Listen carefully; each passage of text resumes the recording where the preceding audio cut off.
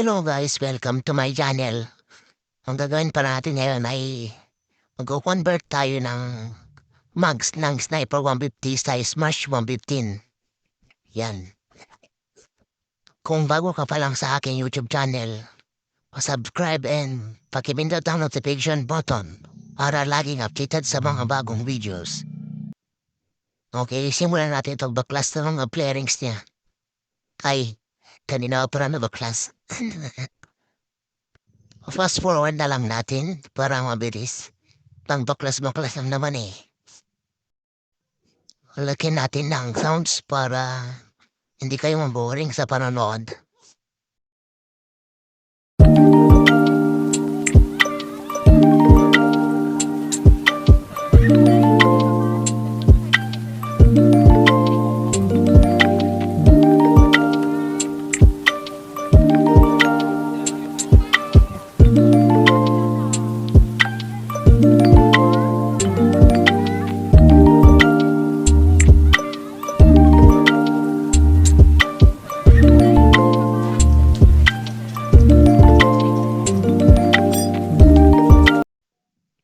Dito pala nilipat ko yung camera.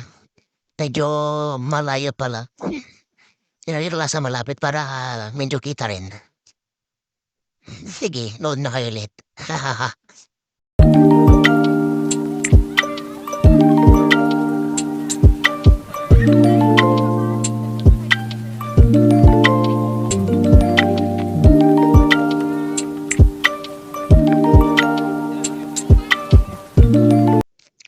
So, yun mga par.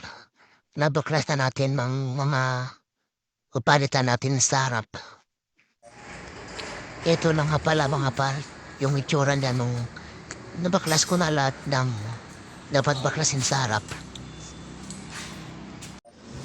Ito na pala yung lalagay natin yan. Front shock ng V100. Brake lever siya ng V100. Na-order ko lang yan pala sila Shopee. Yan. Yan, pang Wave 100.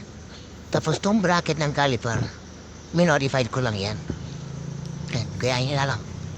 Tapos to, stock din siya ng Wave 100. Yan, caliper niya. Tapos tong brake pad, yan, pang Wave din. Tapos yung flat axle, stock yan ng Smash. Tapos tong, yan, speedometer, ng speedometer. Tama natin, XRM. Yan. Yan. Bali, papaganahin natin yung speedometer pa rin niya.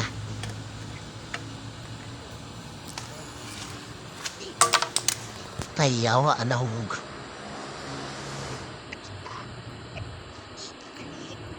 Yan. Yan o. Yan yung kayupin na yan.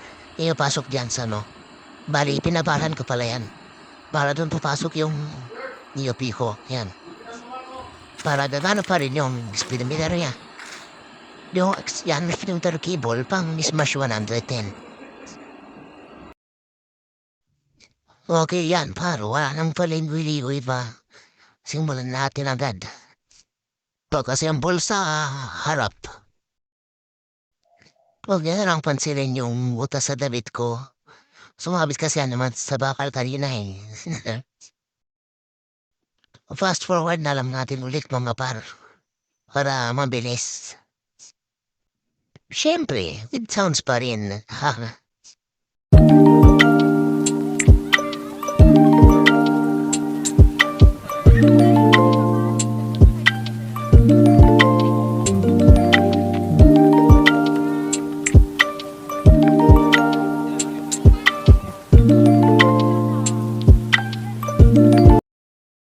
Dito mga par, ilagay natin yung gulong niya.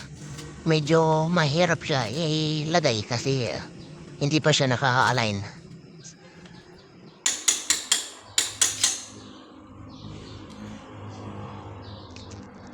Dito medyo nahihanapan akong magsentro. Yan. Mahirap kasi mag-ren eh. Kaya dinulungan ako ni tropa. Yan o. Siya na yung gumagawa.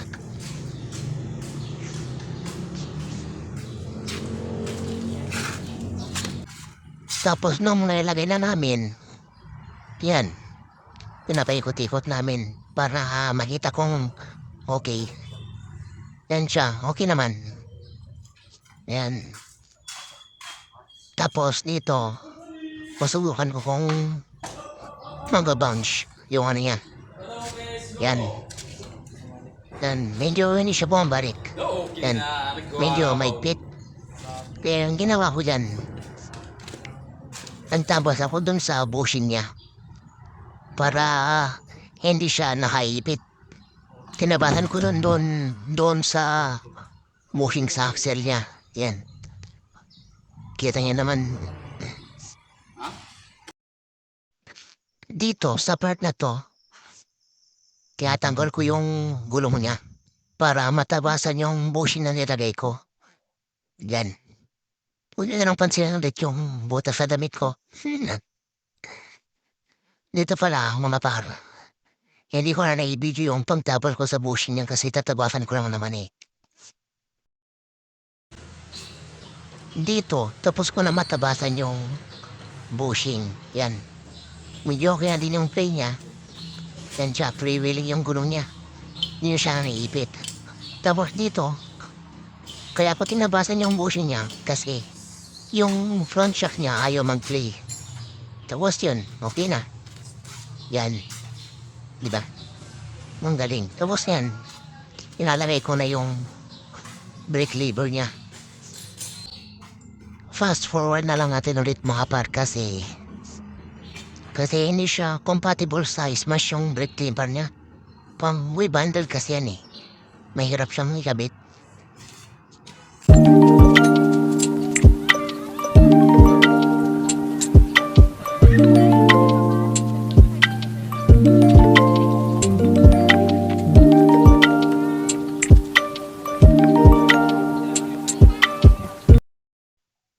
Dito pala mga par, nailagay ko na yung hose para sa preno niya.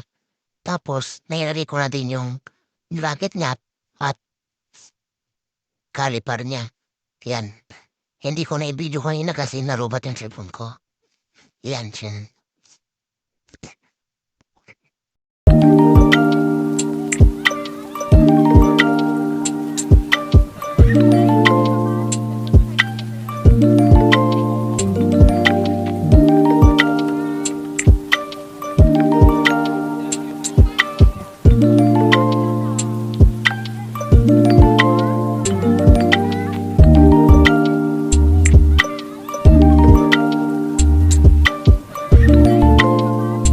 Ito na pala siya mga pare. Yan. Ito yung brake lever niya. Yan. Tapos yung hose. Yan siya yung hose niya. Tapos yung caliper niya. Tapos yung bracket na ginawa ko. Yan. Tapos maglalagay na tayo ng brake fluid. Bali, that 3 yung ginamit ko ng brake fluid niya. Yan. Dito pala gagawin ko. Mamibid na ako. Yan. Para matapos na dito sa harap. Yan siya, yan. Pisil-pisil na yan na tumigas. Tapos kapag medyo tumigas na, yan. Buksan yung bukasan ng fluid dun sa caliper niya, yan. Ulit-ulitin na lang yan hanggang sa mawala yung hangin niya. Yan. Pisil-pisilin lang hanggang sa maging okay na. Tapos yun, tapos na. Abangan yan na lang yung susunod na aking video. Part 2, pag-convert ng mugs. Bye-bye. May part 2 pa to mga par. Promises. Ha ha ha.